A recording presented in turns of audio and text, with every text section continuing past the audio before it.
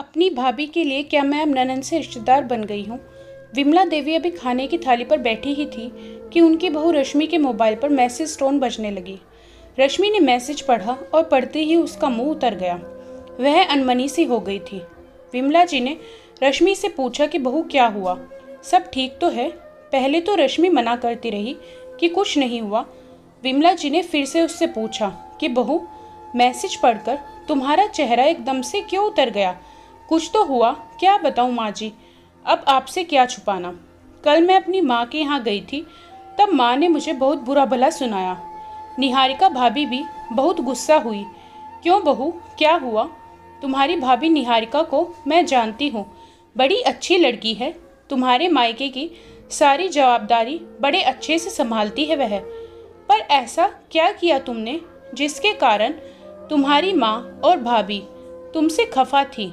रश्मि ने रुआसी आवाज के साथ एक ही सांस में विमला जी को सारी बात कह दी। माँ जी, 3-4 दिन पहले मेरे चचेरे भाई और भाभी दोनों माँ के यहाँ गए थे। उन्होंने माँ को जाकर कहा कि रश्मि बता रही थी कि आपकी छोटी मोटी सभी ज़रूरतों को वह ही पूरा करती है। राहुल और निहारिका तो कुछ नहीं करते। रश्मि आपका कितना ख्याल रखती है। बेटा अपनी जवाबदारी से मुंह मोड़ सकता है, बेटी नहीं। अच्छा हुआ आपने रश्मि की शादी इसी शहर में करी। वे भाभी को कहने लगे, भाभी आपको ताई जी का ख्याल रखना चाहिए। अच्छा थोड़ी लगता है बेटे के होते हुए बेटी अपनी माँ का खर्चा उठाए और पता नहीं क्या क्या। बहू, तुमने अपने चचेरे भाई भाभी से कभी कुछ कहा था क्या? नहीं माँ जी, जिस दिन वे माँ से मिलने गए थे उस दिन मेडिकल स्टोर पर मुझे मिल गए थे। मैं आपकी और माँ की दवा खरीद रही थी। मेरे हाथ में और भी सामान था, जिसे देखकर उन्होंने पूछा, क्या खरीद लिया इतना सारा मार्केट से? मैंने बताया, माँ के लिए यह सामान खरीदा है। कहने लगे, तुम क्यों खरीदती हो? यह जवाबदारी तो तुम्हारे भाई राहुल और भाभी निहारिका की है। माँ जी, मुझे क्या मालूम था कि वे मेरी बात का बतंगड़ बना देंगे। शुरू से माँ का सामान मैं ही खरीदती हूँ, तो मैंने तो ऐसे ही सहज भाव से कह दिया था कि आज की बात थोड़ी है। शुरू से माँ की ज़रूरतों का सामान मैं ही खरीदती आ रही हूँ। तब भैया ने कहा था, अच्छा आज तुम्हारी भाभी और मैं शाम ताई जी की तरफ जाएंगे उनकी तबीयत पूछने। मैंने कहा मैं 1-2 दिन बाद जाऊंगी और मैं घर आ गई थी। माँ जी, शादी के पहले माँ का सामान मैं ही मार्केट से लाती थी।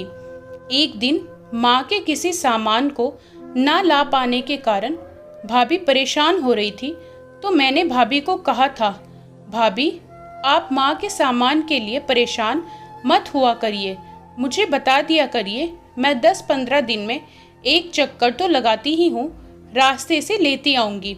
मार्केट अपने और माँ के घर के रास्ते में बीच में पड़ता है। भाभी फ़ोन कर देती हैं कि दीदी आपको सहूलियत हो तो आते समय मार्केट से यह सामान खरीद लाना, तो मैं वह सामान खरीद कर ले जाती हूँ। जैसे कल भाभी के बताए अनुसार माँ के लिए साड़ी और उनकी पलंग की चादर और उनकी दवा ले गई थी। इसी तरह उनकी अन्य ज़रूरतों का सामान भाभी मुझे फ़ोन पर बताती हैं तो मैं ले जाती हूँ और भाभी मुझे उस सामान के पैसे दे देती हैं। कल मैं माँ के पास गई तो माँ और भाभी दोनों मुझसे बहुत खफा थे। मैंने सामान का झोला अपनी माँ के हाथों में दिया तो माँ ने सामान का झोला एक तरफ फेंक दिया और गुस्सा करने लगी। मुझे समझ ही नहीं आया, मैं अवाक खड़ी देखती रह गई थी। माँ कहने लगी थी, बहुत ख्याल रखती है तू मेरा। राहुल और निहारिका तो मेरा ख्याल ही नहीं रखते हैं। मेरी दवा, मेरी साड़ियाँ, मेरे पलंग की चादर सभी तुम ही तो लाती हो। निहारिका भाभी कहने लगी, हाँ मैं और तुम्हारे भाई तो एकदम नकारा नाकाम है, सासू माँ का ध्यान ही नहीं रखते हैं। लेकिन माँ, आप लोग ऐसे क्यों कह रहे हैं? क्या गलती हो गई मुझसे? भाभी कहने लगी, 2 दिन पहले तुम्हारे लाडले भाई भाभी आए थे।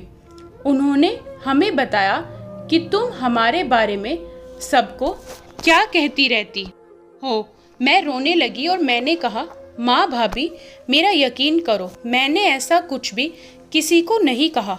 माँ जी आप ही बताइए, मेरे चचेरे भाई ने मेरी बात का गलत मतलब समझ लिया तो इसमें मेरा क्या कसूर। उन्होंने समझ लिया कि मैं अपने पैसे से सामान खरीद कर ले जाती हूँ, इसलिए कि मेरे भैया भाभी अपनी माँ का ख्याल नहीं रखते हैं और भी पता नहीं क्या क्या। अपने मन से कुछ भी सोच लिया उन्होंने और मेरा नाम लेकर कह दिया। विमला देवी ने कहा, बहू यह सब सुनकर तुम्हारी माँ और भाभी को गुस्सा तो आएगा ही। उनका गुस्सा करना कहाँ गलत है। तुमने अपने भाई को आधी बात बताई थी। मानवीय स्वभाव के अनुसार भाई ने भाभी को कुछ बढ़ा चढ़ाकर बता दिया। भाभी ने और भी नमक मिर्च लगाकर तुम्हारी माँ को बताया होगा और तुम्हारी माँ और भाभी ने गुस्से में जो तुमने अपने चचेरे भाई को कहा ही नहीं होगा वह भी सुन समझ लिया होगा। अपने उन चचेरे भाई से माँ की बात क्यों नहीं कराई तुमने। मैंने माँ के सामने ही फोन स्पीकर पर डालकर अपने चचेरे भाई से पूछा था कि भाई मैंने ऐसा कब कहा था आपको। तो वे कहने लगे, अरे 2 दिन पहले जब तुम मुझे मार्केट में मिली थी तब तुमने ही तो मुझे बताया था कि तुम ही माँ का ख्याल रखती हो। उन्होंने फ़ोन पर ही मुझे झूठा साबित कर दिया। कल राहुल भैया घर पर नहीं थे। आज माँ और भाभी ने उन्हें बताया होगा तो उन्होंने अभी मुझे मैसेज किया है कि मेरी बहन तुझसे यह उम्मीद नहीं थी और भाभी ने आज अपना स्टेटस दिया है। खुश नसीब होते हैं वो लोग जिनके रिश्तेदार अपने काम से काम रखते हैं। तुम चिंता ना करो बहू, सब ठीक हो जाएगा। अभी रक्षाबंधन नज़दीक है, तुम सब आपस में मिलोगे ही। उस वक्त आमने सामने बैठकर सब बात क्लियर कर देना। वैसे भी तुम्हारी माँ और तुम्हारे भैया तुम्हें बचपन से जानते हैं। जब उनका गुस्सा उतरेगा तब खुद समझ जाएंगे कि तुम ऐसा कह ही नहीं सकती हो। लेकिन माँ जी, क्या भाभी के लिए अब मैं ननद से सिर्फ रिश्तेदार रह गई हूँ। अरे बहू, स्टेटस को तुम अपने ऊपर क्यों ले रही हो। वह तुम्हारे चचेरे भाई भाभी जैसे रिश्तेदारों के लिए है। रश्मि का मूड ठीक हुआ। उसे अपनी गलती समझ आ गई कि उसके द्वारा कही गई आधी अधूरी बात का परिणाम यह हुआ कि राई का पर्वत बन गया। इसलिए किसी से भी बात करते हुए बड़ी सावधानी बरतनी चाहिए और अपनी बात स्पष्ट करनी चाहिए। दोस्तों, अनजाने में हुई छोटी सी चूक और उसके कारण उत्पन्न हुई गलतफहमियां अच्छे खासे रिश्ते में जहर घोल देती हैं और बात का बतंगड़ बनते देर नहीं लगती। इस रचना से यह भी समझना चाहिए कि कोई भी बात एक कान से दूसरे और दूसरे से तीसरे तक पहुँचते पहुँचते किस तरह अपना स्वरूप बदल लेती है। दोस्तों, कैसी लगी आपको ये कहानी हमें कमेंट में बताएं। वीडियो को लाइक करें, शेयर करें और चैनल पर नए हो तो सब्सक्राइब करना ना भूलें।